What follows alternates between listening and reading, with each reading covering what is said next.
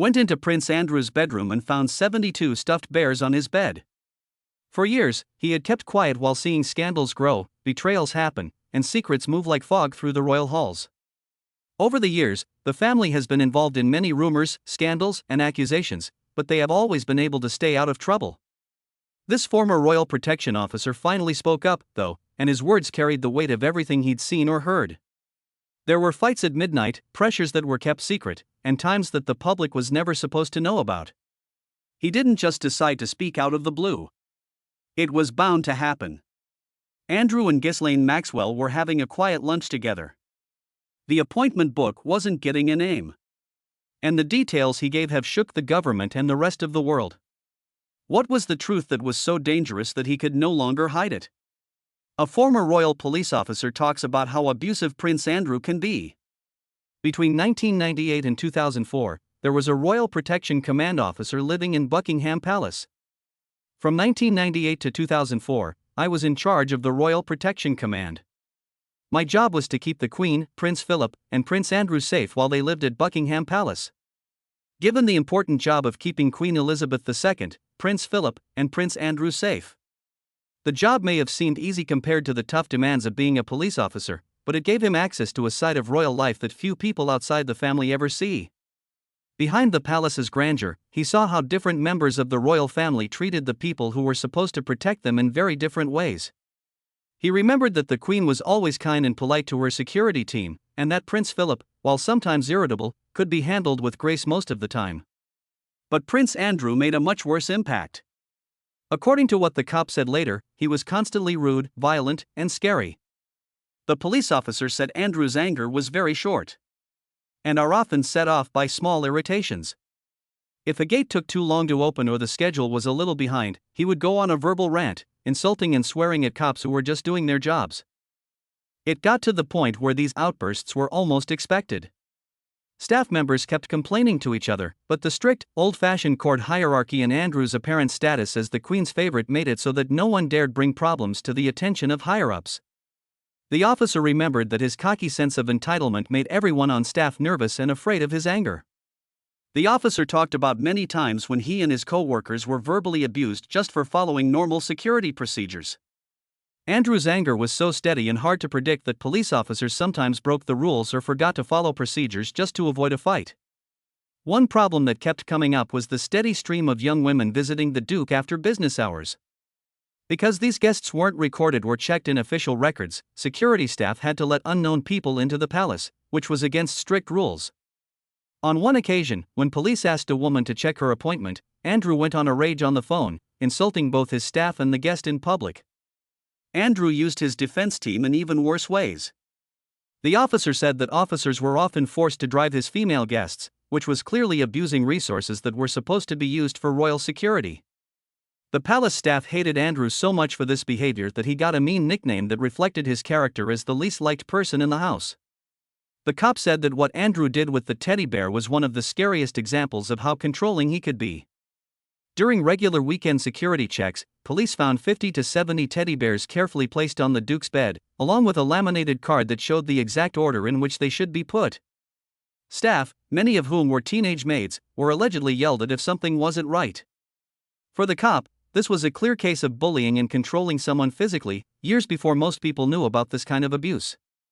He also talked about Ghislaine Maxwell's many visits that were not recorded because she skipped all the security checks and was let in without any problems. She pretty much had the house all to herself. She came and went so often that we thought they were dating. The officer saw her enter the palace about a dozen times over the course of about 2 years, often with Andrew for private picnics on palace grounds. He thought they were much closer than Andrew would later admit, which made the Duke's public claims that he didn't know Maxwell very well seem unlikely. The officer came to the conclusion that the Duke's lifestyle and decisions raised serious, unavoidable questions that could no longer be ignored. These questions were sparked by Andrew's long-term relationships with multiple convicted sex offenders and his pattern of abusive, entitled, and manipulative behavior. His stories from living in one of the world's most famous homes for years made a scary picture of a royal who used his power and status to scare, embarrass, and control those around him. Could what the ex-cop said be true?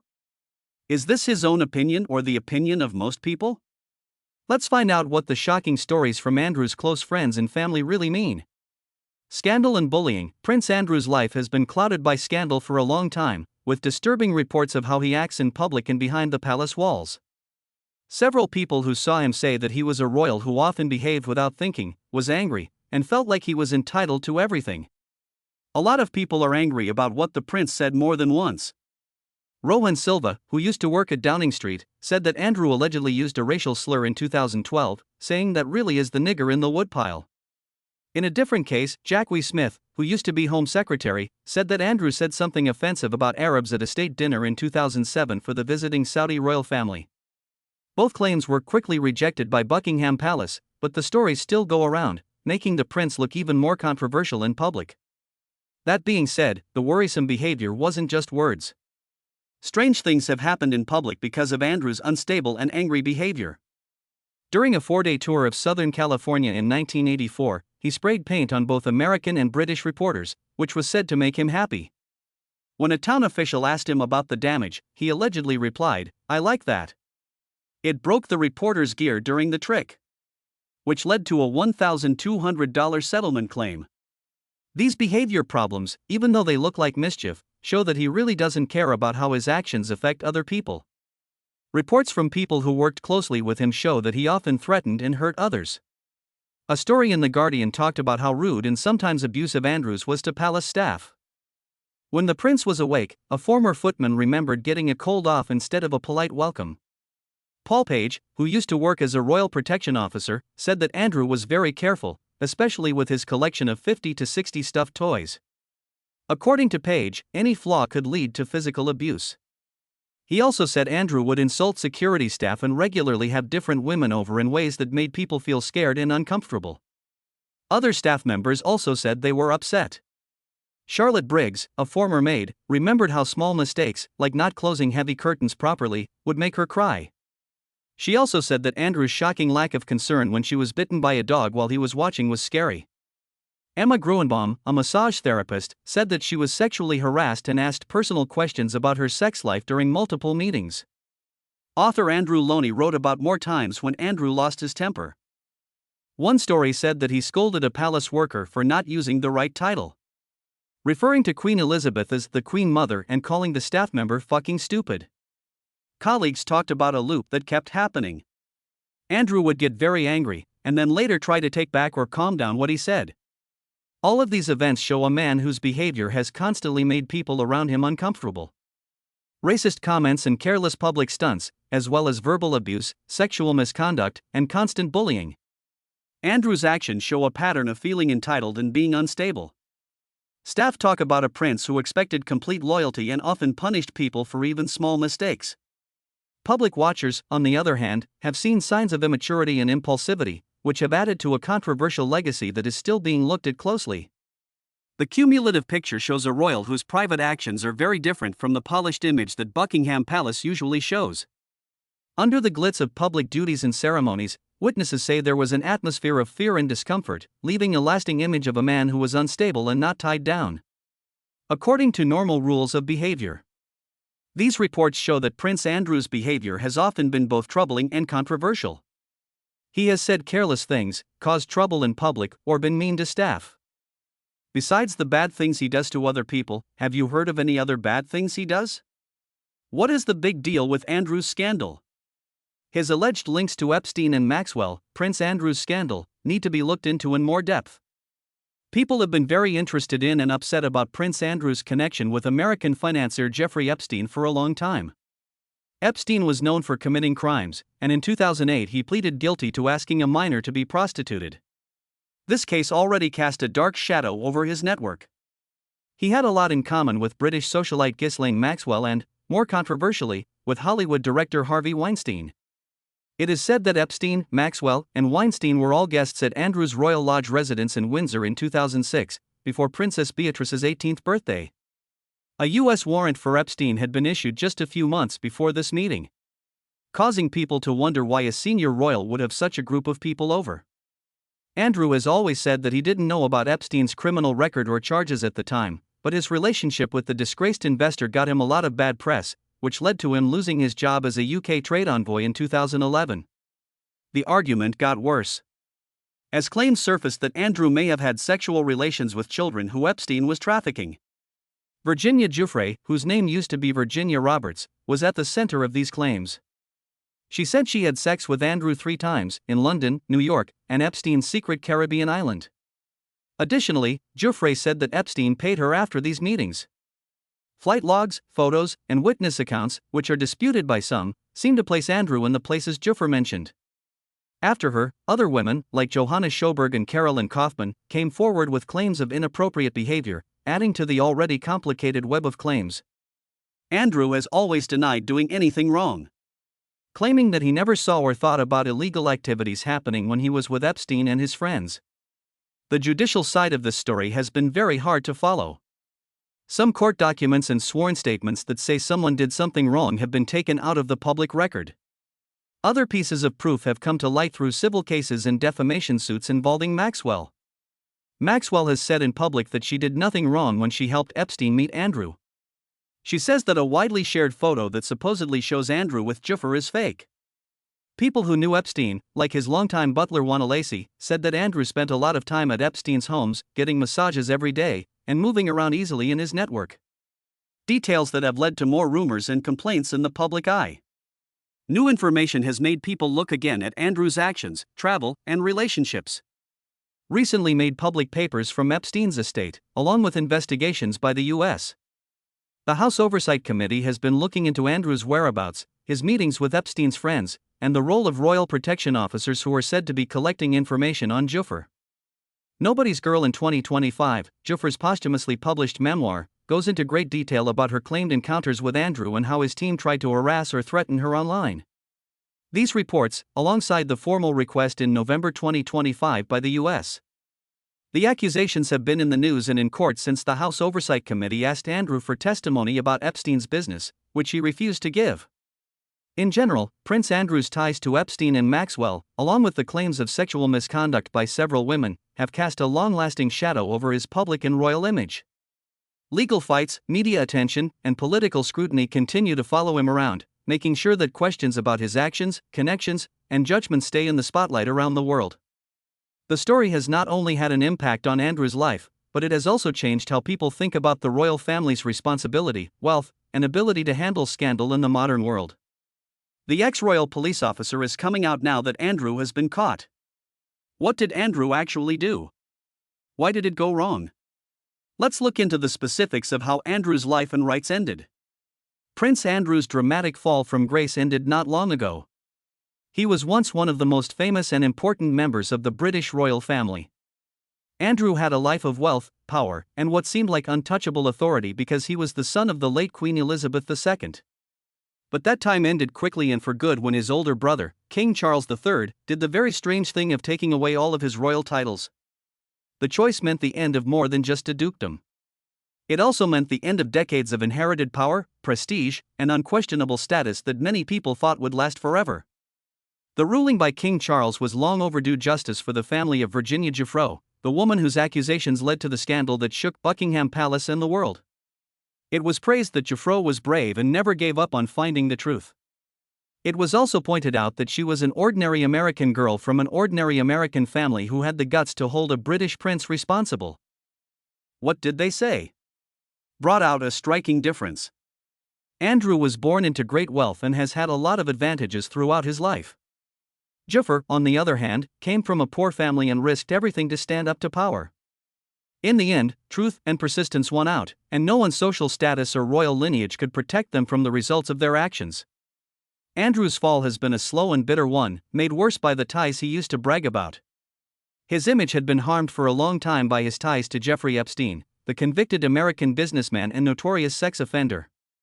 As time went on, rumors of wrongdoing and scandal turned into clear charges against him, hurting his public image more and more. There was a big change in the situation in January 2022. After his legal efforts to get rid of Giuffre's civil lawsuit in 2021 failed, Queen Elizabeth II took away his military titles and royal patronages. Despite this, Andrew fiercely held on to his identity as the Duke of York, a title that showed his permanent place in the royal hierarchy and his continued privilege. In the end, it was impossible to fight King Charles's pressure. Andrew officially decided to give up the title of Duke of York on October 17 and said he would no longer use it. There were effects that went beyond Andrew. Sarah Ferguson, his ex-wife, who had been getting money from Epstein, would also lose her official position as the Duchess of York. The move was more than just a warning. It was a word that royal titles are not just given because of birthright, but also because of good behavior. People were getting more and more angry, the media was looking closely at what was going on, and there were many calls for responsibility. King Charles III recently took clear and authoritative action to remove Andrew from all remaining titles and houses. This included the Royal Lodge, a home on the Windsor estate where Andrew had lived for more than 20 years and paid only a small rent. This action meant that Andrew was no longer connected to royal life at all. He was now in a harsh new world of public shame, loneliness, and social exclusion. There was no longer any royal immunity to protect him. He had to face the world without the advantages that had seemed fixed before. The fact that Virginia Giuffre died in April at the age of 41 adds a very sad touch to the story. She lived in Australia with her husband and 3 kids. The news of her death tells us that behind the shocking headlines, power struggles, and royal intrigue, there are real people with painful, strong, and heartbreaking stories of loss and suffering. People will always remember Giuffre's bravery and drive as an example of how one person can make a difference, even when the odds are against them. There will never be another story like the one about Prince Andrew. It serves as a warning about how short-lived status is, how important it is to be responsible, and how powerful the truth is. Andrew's story shows a harsh reality. He went from having a life of great wealth and power to a public fall that stripped him bare. No one is safe, no matter how important they were born or how many powerful ties they have. The whole world watched as a prince who had been thought to be impenetrable was finally caught. People will remember this story for a long time because it shows that justice can reach even the highest levels of power. Many people have looked into the former royal police officer's past since he broke his quiet. Who used to be a police officer? What really stood out about his past? Let's look into the specifics of how the former royal police officer cheated 57 people out of money by protecting them and lying to them. Officer Paul Page, who is 38 years old and used to work for the Royal Protection Command, lied in such a way that shocked not only his co-workers but also those closest to him. His story is even more shocking because he wasn't a stranger or a con artist.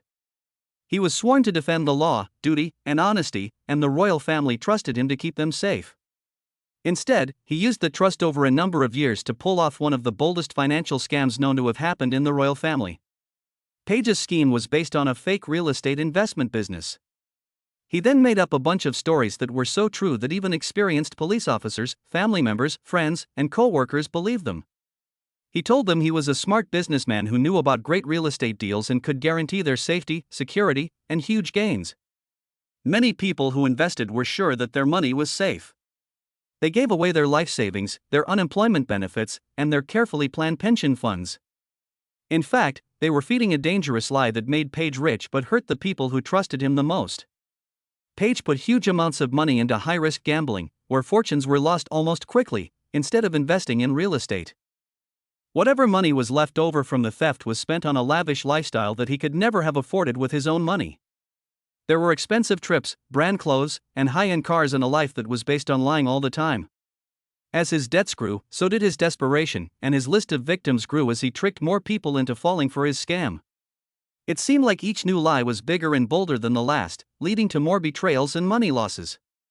At London's Southwark Crown Court, where Page's actions were put bare, the full extent of the damage became horrifyingly clear. Some victims, like police officers who had worked for years to protect the Queen and the royal family, lost 6 figures. Others lost their homes, and many couples fell apart because of the stress of losing money and being betrayed. Page's lie had terrible effects on people. There was no longer any trust, no longer any relationships, and no longer any feeling of security that seemed unbreakable. Page's job began in 1994, and he joined the elite Royal Protection Unit in 1998, just 4 years after that. He pulled off this complicated scam from 2003 to 2006, when he should have been at the top of his game. When the police found out the truth, Page had already scammed 57 people. 20 of them were royal protection officers who worked at Buckingham Palace and St. James's Palace or had worked there in the past. The losses went from tens of thousands of pounds to hundreds of thousands of pounds in the worst cases. One cop was hit the hardest, losing £240,000. That's a lot of money, but it also meant years of hard work, planning, and trust being broken. The incident is even more shocking because it happened within the royal household security team. What started out as trust and loyalty between co-workers changed into one of the worst financial betrayals I can remember. Colleagues who used to work with Page to protect the Queen were betrayed by the person who was supposed to keep their lives, property, and secrets safe. This man's actions are a sad warning that even people who seem honest and trustworthy may have secrets that can ruin lives and communities. In the end, Paul Page's story isn't just about money lost, it's also about broken trust, broken relationships, and the secret weaknesses that can be found even in the most prestigious and well-run organizations. His crimes still have effects that can be heard today. They are a warning about how lies can get into even the safest places. It caused a lot of damage. There haven't been many betrayals that have left such a deep and lasting mark on the history of royal security. This shows that sometimes our closest enemies are the most dangerous. The former royal police officer told a lot of secrets during his hearing. Why did he blow the whistle on other people? Who did he aim for? Let's get into the specifics of the bad side of the royal family. Secrets and trouble. Paul Page, who used to work at Buckingham Palace, has made claims that have shocked people in one of the most famous royal homes in the world. What he said paints a vivid picture of a hidden world where the surface of custom and decorum hides a culture of shockingly bad behavior and bravado. Page says that some of the cops who were supposed to keep the royal family safe and respectful often broke rules that most people would find unthinkable. He said that palace guards who were supposed to be disciplined and respectful took pictures while sitting on the Queen's throne, which represents hundreds of years of royalty, and that other guards distributed explicit pornography and even steroids. All while they were meant to be on duty. Page said the wrongdoing was more than just personal. Officers were accused of sleeping on the job, breaking rules, and abusing their power to give friends and co-workers special treatment that regular people would never have been able to get. Friends were supposedly sneaked into royal garden parties, and they were given special parking spots at Buckingham Palace, which sometimes made it easier for them to go to London's fancy West End. Page said that these acts showed a side of palace life that the public rarely, if ever, sees because of the arrogance and sense of entitlement behind them. The most troubling claims came from the original defense papers, which were later thrown out by a judge. According to these papers, the Duke of York, who was a big golf fan, would sometimes hire members of the Special Royal Protection Team not to keep him safe but to be his personal ball boys during his games, which has nothing to do with their official job of keeping his life safe. If this was true, it painted a strange picture of luxury turning into absurdity, turning men who were supposed to protect people into unpaid servants who were used for fun. Page defended himself by saying that some of his victims knew their money was going into risky spread betting schemes, while others had complete faith in him and never thought to question what he was doing. From his point of view, it was a mix of risky business and taking advantage of trust. Still, the prosecutors were adamant in their criticism. They told him that his explanations were silly and had nothing to do with reality. They compared his attempts to distract them to fairies at the bottom of the yard. The words were meant to show how ridiculous his claims were and how far apart Page's story was from what they said were the facts. Judge Geoffrey Rivlin, who was in charge of the case, was just as harsh in his criticism. He said that Page's scam was absolutely shocking, both because of how big it was and how persistent it was. Rivlin stressed that along with the legal procedures, the victims had to go through the painful and humiliating ordeal of giving evidence, only to be accused of horrible things by Page. The judge said that the story told in court showed a pattern of shame and broken trust that went far beyond money losses. Allegations like these, which may or may not be completely true, show a disturbing and interesting web of betrayal, power, and bravado in Buckingham Palace. They paint a picture of a world where people could abuse power to get what they want. Where people's trust could be abused and where chaos and wrongdoing could go on behind closed doors while things looked nice on the outside. At the very least, the Page's reveals have pulled back a corner of the royal curtain, showing a world where the shine of ceremony and protocol may hide actions that are shocking, upsetting, and sometimes even strange. People will always remember this story as a palace with a lot of history and beauty, but also with secrets that make us question everything we think we know about how holy its walls are. What do you think about what the former royal police officer said? Who will be the next person to smack Prince Andrew? Fill out the form below to tell us what you think. Remember to like and subscribe.